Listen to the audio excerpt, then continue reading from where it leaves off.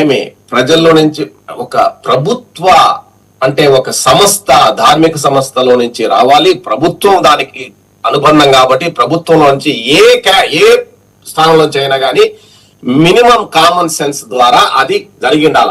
ఏమి సో దాన్ని ఆయన పిలిచారా పిలవలేదా అని ఆయన ఏమి అది అనట్లేదు.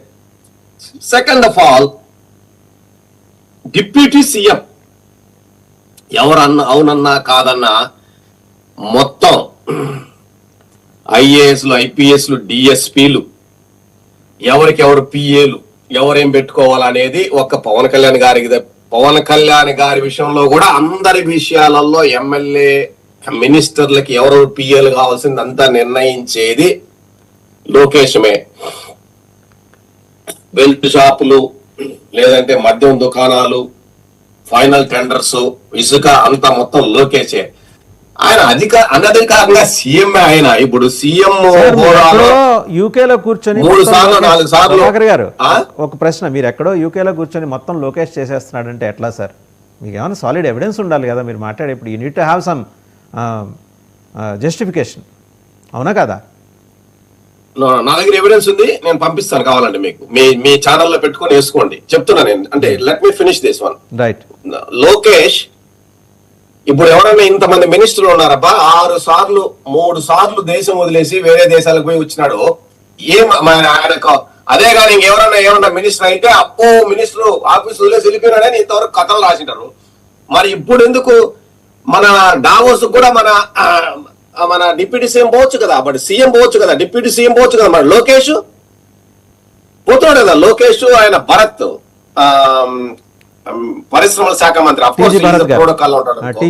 అసలు ఏ విధంగా లోకేష్ అక్కడికి పోతున్నాడు? సీఎం హోదాలో పోతున్నాడా, డిప్యూటీ సీఎం పోతున్నా, షాడో సీఎం హోదాలో పోతున్నాడా? అఫ్ కోర్స్ మీకే వదిలేస్తున్నా. ఐటీ మినిస్టర్ హోదా అనుకోండి, అఫ్ కోర్స్. అట్లయితే ఇంకా సీఎం మామూలుగా దానికి రేవంత్ రెడ్డి గారు వెళ్ళారు, జగన్ గారు వెళ్ళారు, ఇంతకుముందు బాబు గారు వెళ్ళారు. మరి ఈయన ఇప్పుడు ఆ కోవకు చెందిన వాడేనా? ఇంతకంటే ఏమి ఎవిడెన్స్ కావాలా? రైట్.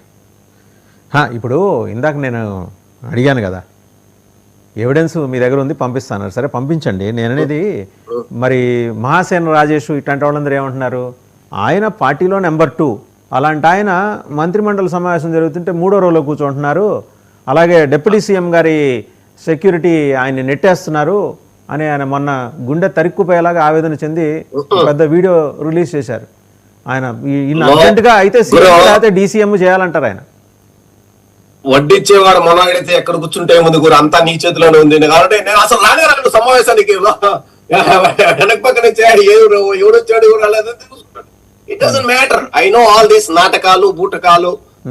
సి గురు, మనందరం కూడా కొద్దో గొప్ప ఫ్యామిలీ రాజకీయాలు చేసింటాము, ఫ్రెండ్స్ లో రాజకీయాలు చేసింటాము. అంతకంటే పెద్ద రాజకీయాలేం కాదు ఇవి.